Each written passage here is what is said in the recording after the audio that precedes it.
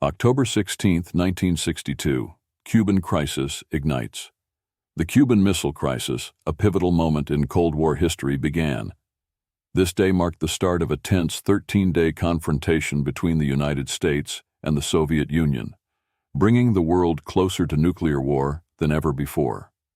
President John F. Kennedy was informed by his national security team that American U-2 spy planes had captured photographs revealing Soviet missile installations in Cuba.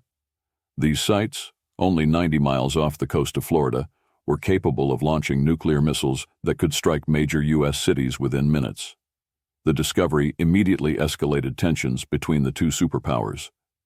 Kennedy convened an emergency meeting of the Executive Committee of the National Security Council to deliberate over potential responses. Options ranged from a full-scale invasion of Cuba to a naval blockade, which was ultimately chosen.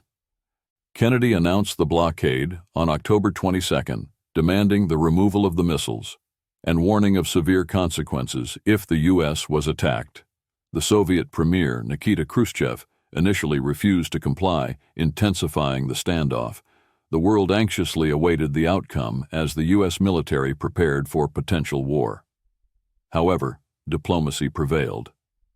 On October 28, Khrushchev agreed to dismantle the missile sites, in exchange for a U.S. promise not to invade Cuba and a secret agreement to remove U.S. missiles from Turkey.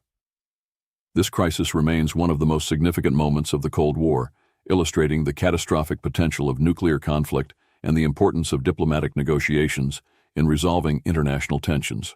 For enthusiasts of historical ephemera, visit history-collectors.com to find collectibles that might complement your collection. You can own a piece of history.